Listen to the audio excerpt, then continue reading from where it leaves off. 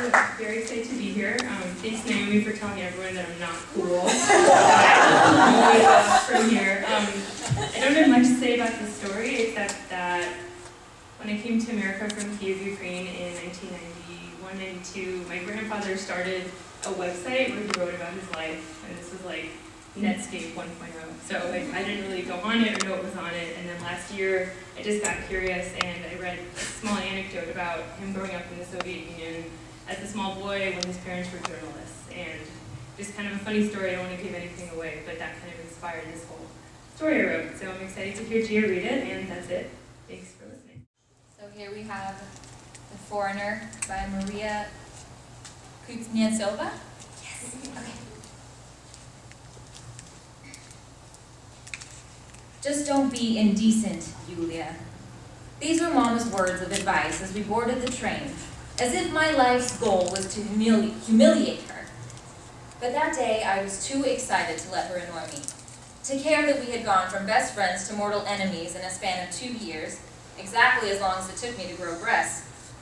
If I wanted to be indecent, then I would tell her that I was happy to get the hell out of Kiev for a while. It was 1937, and I was no fool. Courtesy of my parents' late-night whispers, I knew that someone was fired from their newspaper every day. It was impossible to keep track of who was a hero or who was a traitor. I also knew that our neighbor, Uncle Fima, had been snatched up by the NKVD in the middle of the night, just before my breasts had arrived. While my parents worried over the radio all night long, I danced alone in my room. The only break in the monotony in our house was when Uncle Petya, my parents' boss, joined us for dinner every Wednesday. But I wanted him dead. He was the only man outside my family who even smiled at me. That was the year I wasn't pretty at all. Imagine my excitement when I heard we would be taking a train all the way to Moscow. My parents were heading to an agricultural conference for work. As usual, the most unpleasant tasks were assigned to the Jews. I was amazed when Papa told me the ride would take 24 hours, nearly a whole day. By the time we found our cabin, my heart was beating fast. I could barely see out of the tiny round windows in the corridors and felt like I had boarded a spaceship. Mama said, "You must be freezing, you little fool. I told you to wear your scarf." The scarf in question was older than me and smelled like armpits. She grabbed a blanket from one of the bottom bunk beds and threw it in my direction. "My little dove is just fine," Papa assured her. Papa was my savior during that period. "Well, she looks cold is all." "I'm burning up," I said. In fact, it was chilly in the cabin, but I wanted to be contrary. It hadn't always been like this. Mama and I used to be inseparable. One year when Papa came home without a New Year's tree, she and I stayed up all night cutting paper snowflakes and draping them all over the house. For a month they stayed like that. But around the time I turned 12, she didn't know what to do with me anymore. The only thing she could still do was fuss over my health. We froze as the cabin door opened, as if a bear had clawed his way in. Decidedly, the creature before us was not as big of a threat. He had shiny whiskers, wore a strange checkered jacket, and was so tall that his head collided with the doorway. Though I hadn't seen many foreigners up close, I knew he was one. If his brand new clothes didn't give him away, then it was the warm smile he gave us as he squeezed into the cabin and settled in. His entire manner was more free. We were surprised that he was able to speak Russian, though he had a funny accent. He said, "Sorry to disturb your peace, but it's a pleasure to meet you. I'm Grusha." He even stuck out his hand, which all three of us shook dubiously as if he had asked us to hold a slippery fish. Predictably, he stopped a beat longer to look at my mother. She did this to all the men. "We welcome the company," said Mama, who even managed a little smile. Mama was ruthlessly polite to all the adults. It was her downfall. The tension didn't last. By the time we left the station, Uncle Grisha became our closest ally. As the sun set below the poplar trees, he told us his life story. He spoke Russian because his wife was Russian. But he was from Belgium. Belgium! He had 3 sons. He was a physicist heading to the Moscow Technical Institute to give a lecture. Papa was ecstatic. He considered himself an amateur scientist and spent many late nights hunched over his physics books. Mama and Papa were practically falling over themselves talking to this man. I liked him fine. He winked at me periodically as if we were conspiring. I made my first contribution to the conversation after it was pitch black outside. Uncle Grisha had just revealed that his 3 sons were actually triplets. Imagine, 3 boys, all of them 15 years old. I couldn't understand it. Those were lean years, and I barely knew anyone who had a sibling, let alone 2, but triplets? This I had never heard of. I was fascinated to hear him explain how different his 3 boys were in spite of their identical features. I blurted out, "Which of them do you love the most?" "What did I say, Yulia?" Mama said, but I wasn't done. "You can't possibly love all 3 of them equally, can you?" "Well, of course I can," he said. Then he smiled and added, "But boy, is it hard sometimes." And then he began to laugh, evidently recalling an anecdote about his rambunctious boys. His laugh was so infectious that my parents joined in, awkwardly at first. But soon enough, the 4 of us were laughing as if the entire world, the entire state of things was incredibly hilarious. We were already on our way to becoming best friends, and my comment cemented the deal. So it was only natural when Uncle Grisha proposed that we should continue the friendship. I would be honored if we could keep up a correspondence. Maybe I could even send along a few of my textbooks if you're curious, he said, his eyes twinkling again. "That would be lovely," Mama said, clasping her hands together. "A pen pal!" The doom set in as soon as we exchanged addresses. The train chugged toward Moscow as if we were approaching a guillotine. My parents, no longer elated by their new friendship, remembered what was obvious, that we, Soviet citizens, were not supposed to talk to foreigners because we could inadvertently reveal information that would hurt our government. Even my parents, who worked at a supposedly cosmopolitan newspaper, needed written permission from the NKVD to speak with any foreigner. In the rare cases when such a conversation was allowed, they had to type up a report of everything that was said. Uncle Grisha fell asleep shortly after our exchange, snoring wildly and without shame, as I imagined everyone did in more democratic nations. I could hear Mama and Papa shuffling in their beds. Though I was too nervous, I used a trick that always put me to sleep. When I was a little girl, Mama would cover me with a blanket and tuck every last part of it under me so snugly that I couldn't move until all I could do was enjoy the warmth of the blanket and drift off. "How I love you, my little mummy," she would say. So that was what I did. Though I was too old for it, I pretended that Mama was tucking me in and waited for sleep to come. Mama's politeness got the best of her that night. She was too kind to explain why she couldn't exchange information with our new friend. It was the same politeness, I imagine, that led her to accept the advances of her boss, Uncle Petya, favoring this crude and sniveling man over my sweet Papa. I thought she had been inviting him over because he was recovering from a heart attack. That must have been how the whole mess began. It had to be. One night I heard their desperate whispers. The next day I woke up with blood on my underpants and Mama had stopped being my friend. I tried to make sense of it. Just like the blank-faced men who replaced the Kiev bureaucrats who were sentenced to death on a weekly basis, Uncle Petya had taken over the role of my perfectly good living Papa. But who had replaced me? That night it was easy to view my family's predicament in this simplified way, a matter of manners. But now, as I approach the age of my parents were then, I understand that it was more complicated, like many aspects of Soviet life.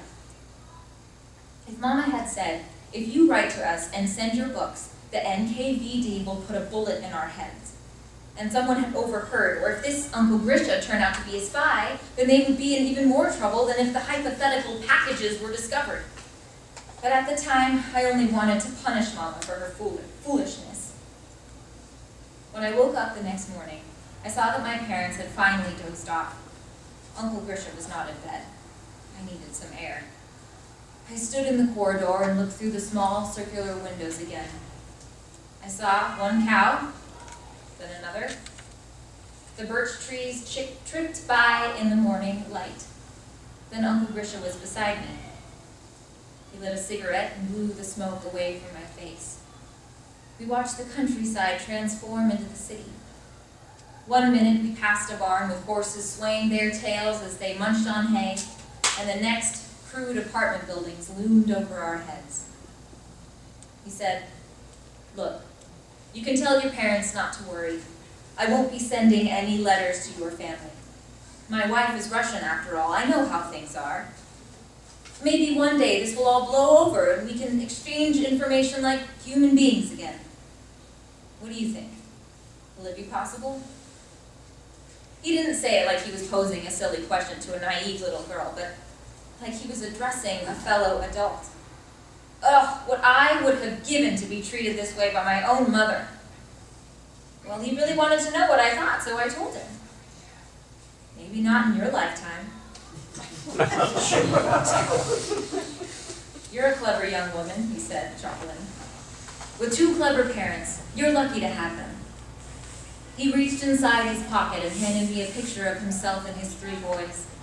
They were standing in a nice, clean park with their papa on the far left. All 4 of them were exactly the same height. They looked just like their father, minus the whiskers. "My boys," he said. "They're not so different from you, really." "Thank you," I said, and I tucked the photo in my pocket. Only after we returned to the cabin did I realize that he probably hadn't intended for me to keep it, but it was too late to give it back. The train had pulled into the station and we were already grabbing our bags. We said goodbye to our new friend on the platform, shaking his hand again. As soon as he disappeared, Mama collapsed in Papa's arms. "We're done for. What were we thinking?" "He's a reasonable man, Polya. He won't send us anything. Most likely not. You and your most likelies will be buried in a pit with them." "What did you want me to do? I didn't want to offend the man either." They went back and forth like this, forgetting that they had come to Moscow in order to represent their newspaper, to be bastions of calm and professionalism. This was my time to step in, to tell them what Uncle Grisha was too embarrassed to tell them himself, to relieve them of their worries. But when I opened my mouth and looked at Mama, who had caused us so much suffering, nothing came out. For the first time in my life, I knew something Mama didn't know. It was her turn to suffer. Moscow was a disappointment. Our conversation with the foreigner was the most exciting thing that happened that week. My parents spent their days at the conference. In the evenings, we took photos in front of the Kremlin and St. Basil's, bucking against the wind. The foreigner's photo burned a hole in my pocket. At night, Mama stood on the balcony and stared out at the city while Papa dozed. I would press up against the glass, watching her light hair blowing in the breeze, the perfect shape of her neck. It was impossible that there had been a year when she wasn't pretty. One night she caught me and said, "Go to bed, you little fool." When I tried to join her, her tone grew harsher. "Are you crazy? You'll freeze to death." There was no use in saying that she was the one wearing only a nightgown. She just wanted to be left alone. When we returned to Kiev, I saw the dread in her eyes every time she checked the mail. I was not completely heartless. A few times I almost told her the truth, but I kept my mouth shut. Every night after dinner, Mama turned her chair around to face the door as if she were preparing for her reckoning with the enemy on the other side. Eventually, though, Papa would kiss her on the forehead and ease her along. The good news was that she was so distracted that 4 Wednesdays went by without Uncle Petya. She didn't even invite him over to celebrate the New Year. There was no tree and no homemade snowflakes either.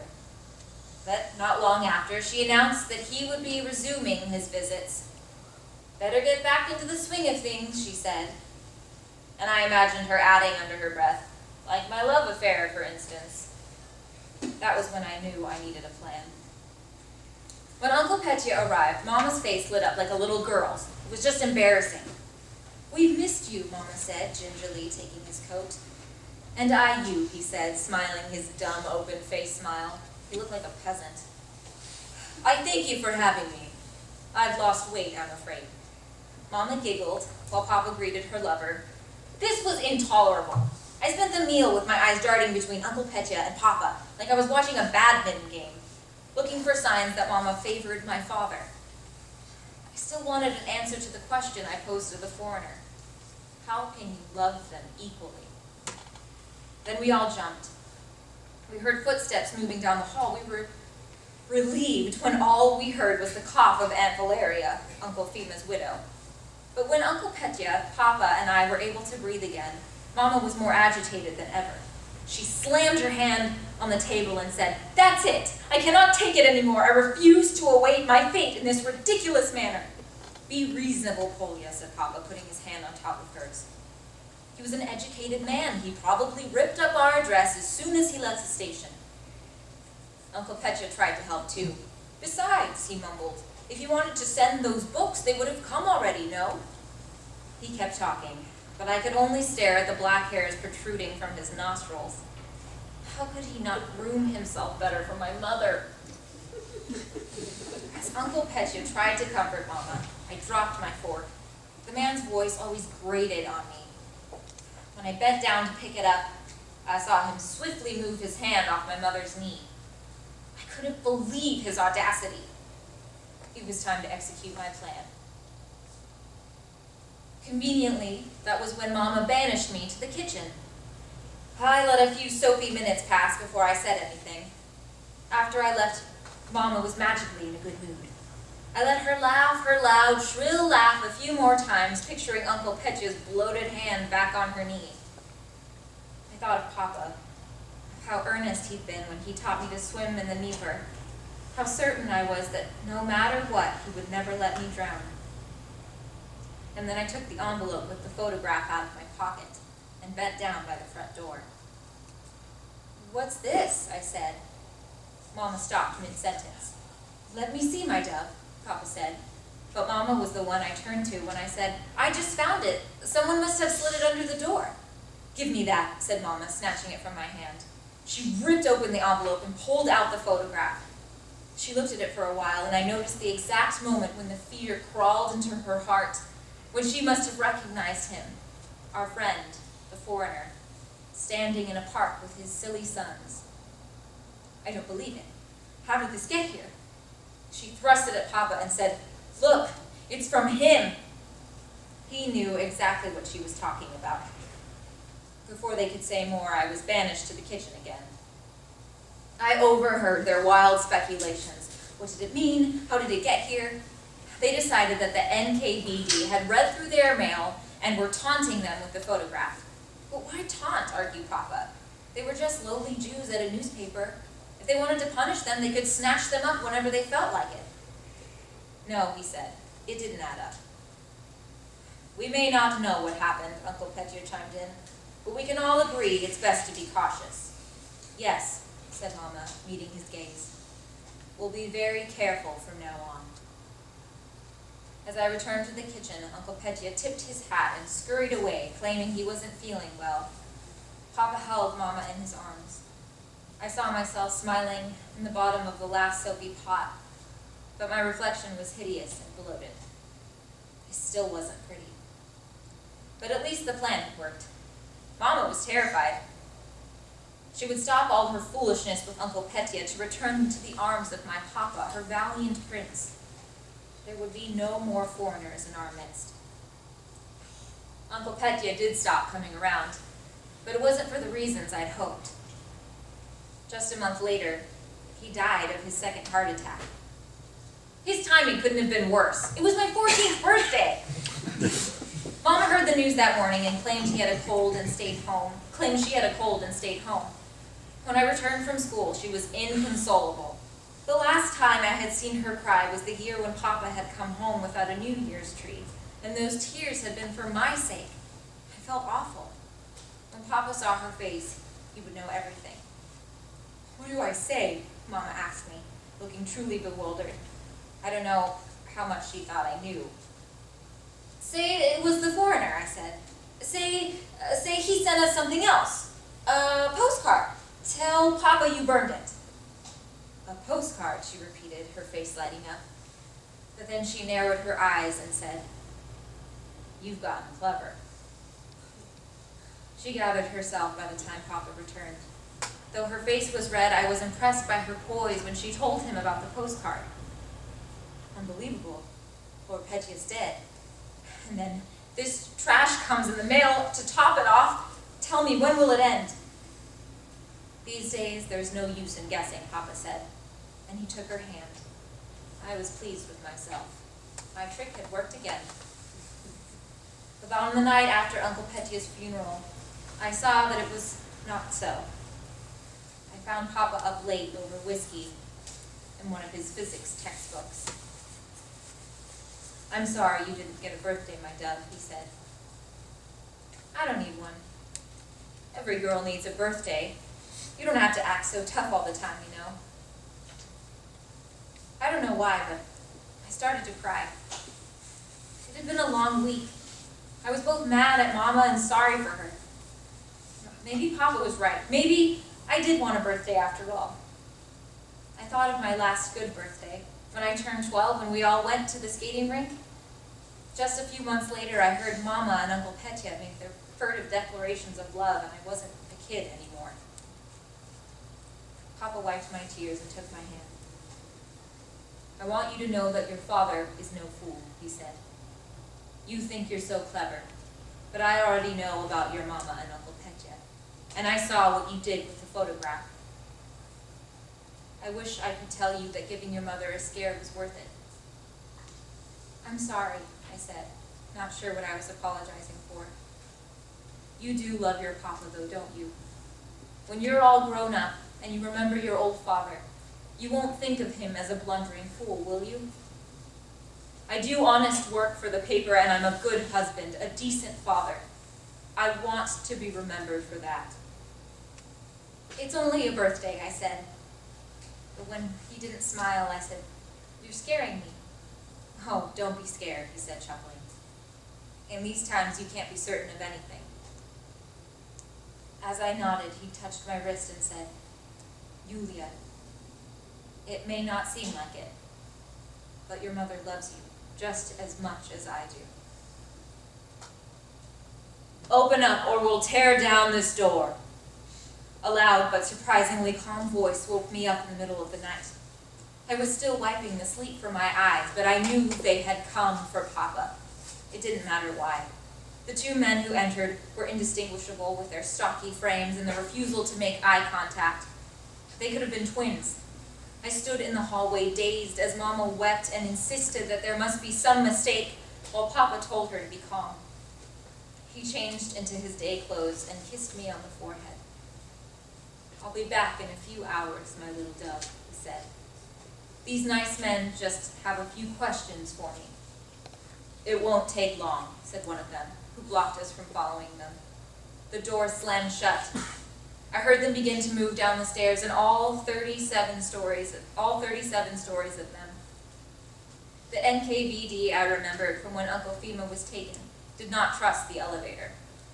Uncle Fima, who used to tickle me and pretend to extract a piece of candy from my elbow even when I was too old for this trick. I had hardly thought about him at all. I looked up at Mama, and she looked old, drained of energy, as lifeless as a paper sack. She lifted a hand and ran it through my hair. She stepped onto the balcony to wait for Papa to emerge from the building. When she saw that I was hanging back, she said, "Come on now." It wasn't long before we saw poor Papa walking with his head down, poor Papa shoved in the back of a black, shiny car. We stood there until the car was a speck on the horizon. Mama put her hands on my shoulders and said, "You will never see your father again. Do you understand? Don't waste your life hoping." I knew that she was telling me the truth, but I didn't understand why she chose this moment to treat me like an adult instead of telling me what I wanted to hear. that when I woke up, I'd find Papa and the kitchen table with his tea, saying, "That wasn't so bad, now was it, my little dove?" It took so long to get what I wanted. Mama being honest with me, letting me stand on the balcony in my nightgown, holding me tight as she searched the dark horizon for Papa's car with the same scrutiny she used to check my face for crumbs after a meal. I closed my eyes and waited for her to tell me I would freeze to death. But she only turned from the balcony and stepped inside without looking back.